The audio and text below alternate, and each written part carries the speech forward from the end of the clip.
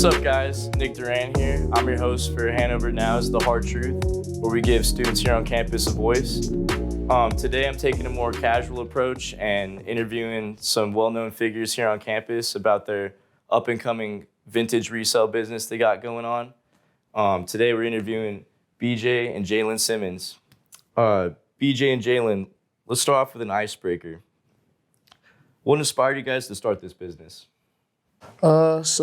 I've always been into shoes, like since even before I even came to Hanover, and it was just like a little side hustle to me. Like if I had some shoes that I didn't really wear too much, I usually take care of my shoes, and so I would resell them. And so when I came to Hanover, I seen that I met Jalen or whatever. I seen that he had a lot of shoes, he had a lot of connections in Indy, and there was another dude as well that was supposed to be a part of the team, but he has his own as well. Shout out to Kurt or whatever. But yeah, so basically I was just like, what if we get together, use our connections, and then make something happen? Like, and then it turned into even better. And then, oh, wow. Mm-hmm, yeah. I've always been into fashion, even up in Indianapolis. In high school, I did a lot of reselling too. That's how I kind of got a lot of my pairs. I couldn't really afford sneakers when I was younger, so I had to figure out ways to get different kind of pairs, and it kind of turned into something that I wanted to kind of continue in college. And when BJ kind of pushed me with the idea, I said, let's go ahead and do it. I could tell we both had the love for it, so then, kind of boomed into this. And honestly, that's not a bad idea. I mean, like trying to get these sneakers you want, their, value sometimes is just out the roof, and, it's kind of unrealistic to be paying that amount. So flipping it is definitely a smart idea. Like, definitely really cool of you guys to do that. How do you guys acquire your inventory for this business? So I'll let Jalen join in on this as well. But we do go thrift shopping or whatever, like Goodwills, you can. I do a lot of more. A lot of the shops I do a lot of Goodwill hunting. I go through a lot of Goodwills in Indianapolis, South Indianapolis, Northern Indianapolis, and handpick items that way. We've also get a lot of our inventory online. We've done a lot of that before. A lot of our sneakers come from online. A lot of our vintage racing car tees come from online. We also go to little mom and pop thrift stores, donation centers, kind of see what they go there. Kind of support them a lot too. We also use a lot of online avenues like Champs, Foot Locker, and a lot of sneaker stores like that to help get more dead stock and more kind of harder to find stuff in that kind of sense. Yeah, Okay. And just to add on to what he's saying, we also do buy, sell, and trade. So say, for instance, you have something you want to sell, you could come in and we could offer you a price for it, and you could give you exchange either merchandise or we could pay you, however that works. We have connections. I have connections back home that are resellers as well who can get me good deals for bulk sometimes. So, and that's really what we're aiming for, to try to keep making those connections to get more things as well. Well, heck yeah, I'm sure our viewers would love that, honestly. Yeah. How much time does acquiring these pieces take? I feel like that's got to take a lot of commitment and dedication, and especially if you're trying to find specific ones. It's definitely got to eat up a lot of your free time. Most definitely. He's told me one time he's went out and acquired it took him 10 hours to acquire a product. Wow. Yeah, just going to different stores and putting the legwork in, you know what I'm saying? And then That's there's hustling. times of us just trying to get shoes off other people, and you're talking about 2 week talking them down, trying to get a certain price to meet. Yeah, stuff like that. That's yeah, persistence but at the same right there. time, you build connections within that too, because a lot of times people don't. I don't think people shed light on it enough. Is the connections you have with the people you're doing business with. Oh, for sure. A lot of people just jump in it for money, but it's deeper than that. You know what I'm saying? So that's kind of how I look at it when approaching those types of things. And the time, I feel like the time is worth it in the end. You know what I'm saying? 100%. I know for me, over the summer I had to let go of a few pieces. Yeah. And it was just kind of tough, but luckily, the guy I was selling to, he seemed like a really cool dude that really wanted these sneakers and would appreciate them the way I did. So that's builds common ground between people. That's a big thing as well.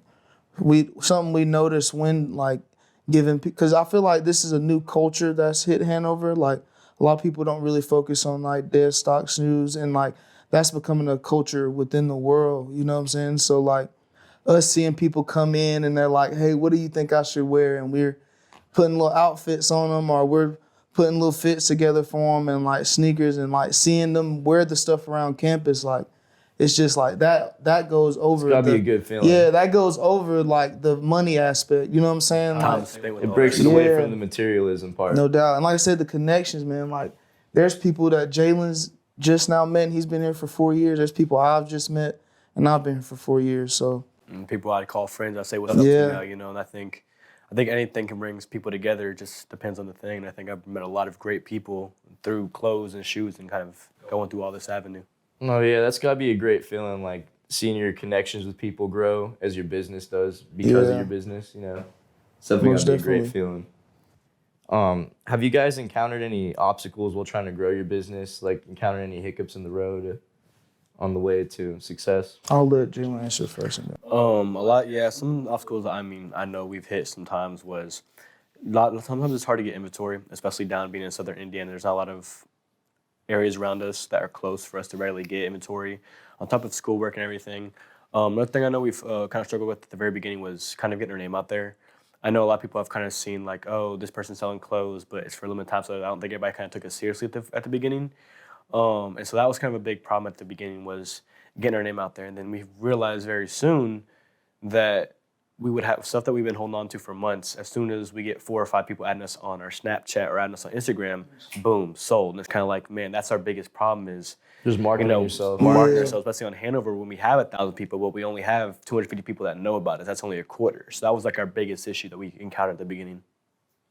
And then another one, I say financial, just being a college student, timing as well. Yeah, like, we all go through that, man. having the, you know what I'm saying? Like, even right now, we're planning a pop-up shop, and so like doing that along with the thesis and everything else, you know what I'm saying? That was a big thing, but like it also helped me learn at least, you know what I'm saying, like how to manage my time more as well, you know what I'm saying? And then financials, like I said, like that was one of the biggest things at first, but then once we started investing all in, like instead of spending that money, we would invest that into some more product, you know what I'm saying? And then it'll keep going and going, and we find out we're getting more money or continuous money than doing it that way. You feel what I'm saying? Like, No, absolutely, and I mean that's like real world Yeah. experience again, right no there. doubt. Like, And that's why I say I'm thankful for those obstacles. Like that taught Oh, yeah. like I said, we learn every day. So like it's teaching us whether we fail or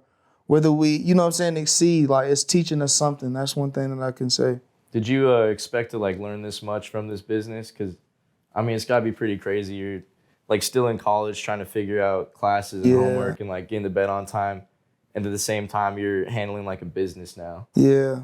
And that's why I say it's valuable to have a team. Like, there's a lot of times that I'm not here and Jalen's here, and there's a lot of times that he's not here and I'm here. And so us communicating and making sure we're both on the same page is like very big and key to how the business flows. You know what I'm saying? And like, you can. I know. Like first semester, especially when he was in football, I kind of took care of a lot of the business. Now that I've been in track, he's taking care of a lot of the business and stuff like that. Kind of going vice versa. But at the same time, at night, we're both still talking about it. We're both talking about what we sold, what we're doing, what our plans are. Always on the clock, basically. You know, if we might work 3-4 hours on homework, and then after that, we work till 11:30 at night, and we're in the room until 12:30 talking about what we kind of want to do with this, what our plans are, when we're going to go get inventory, and kind of, you know, strategizing that kind of part of it. Wow. Sounds like a whole process you got going on there. Yeah, man. Has Hanover in particular provided you with support for your business, would you say?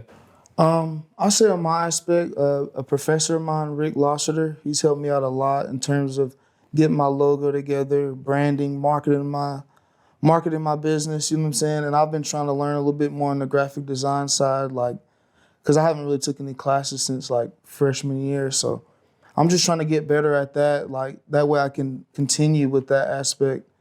And like, yeah, I say that was a big help, along with the students, of course, and our friends and stuff like that. Really what, you know, BJ kind of covered on I think the students here have done a lot of support for us. I know sometimes they come and spend money they probably shouldn't be spending on us. You know what I'm saying?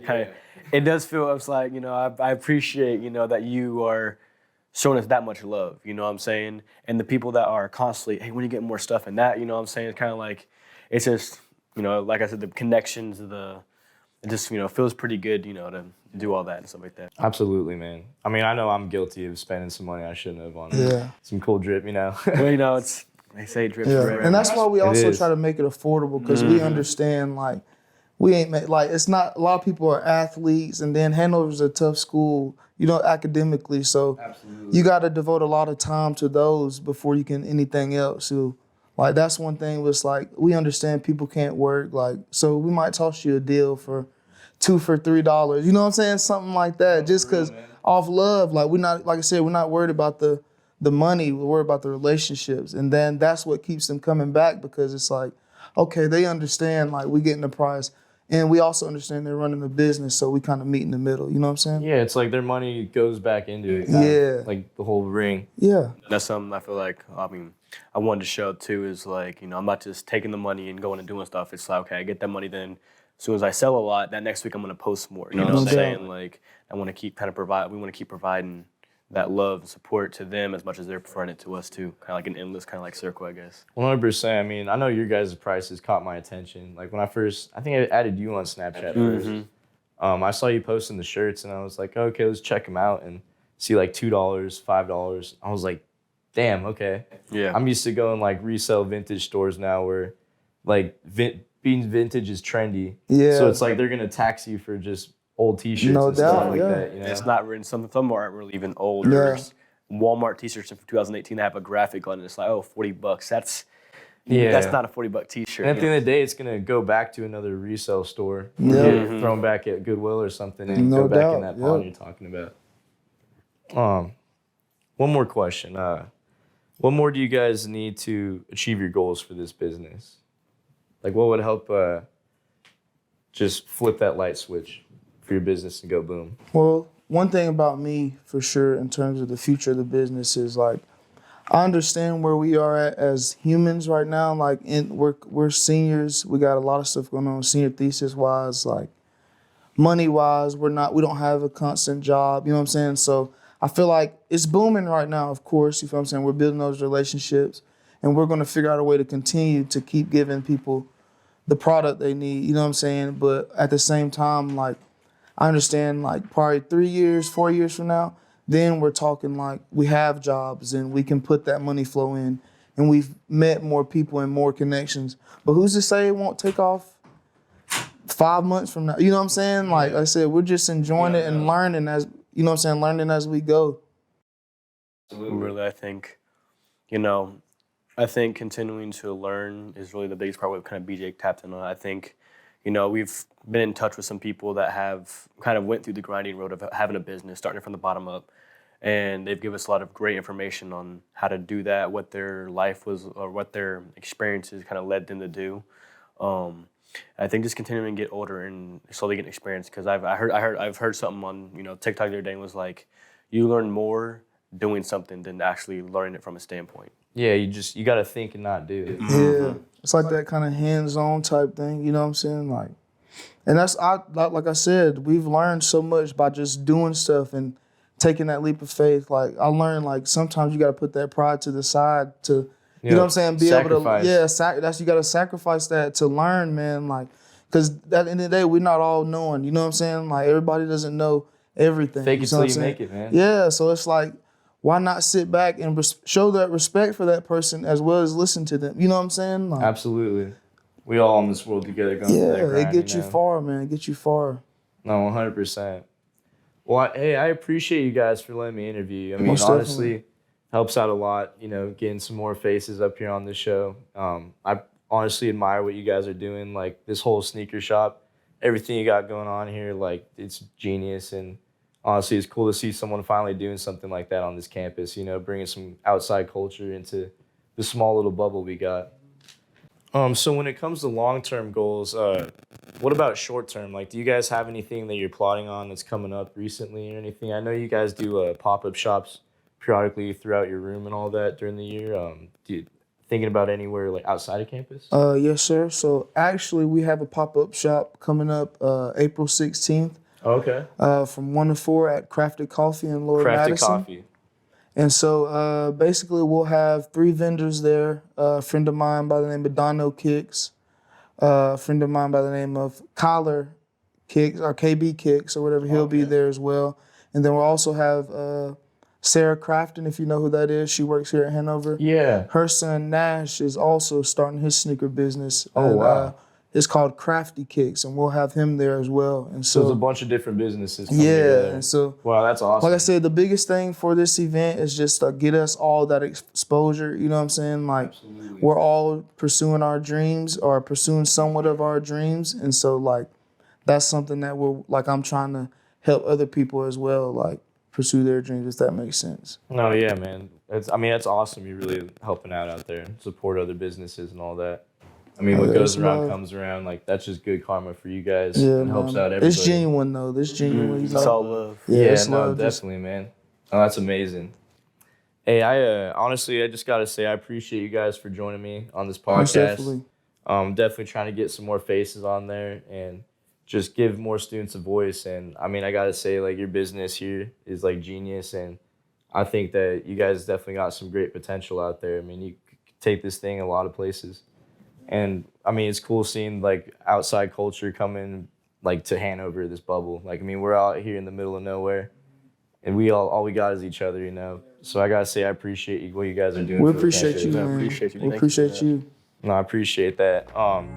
Thank you guys. I appreciate you guys as well for always tuning in. I'm your host, Nick Duran. Tune in next week to episode 3. Catch you guys later. Yeah. that was good. Yeah. That was nice.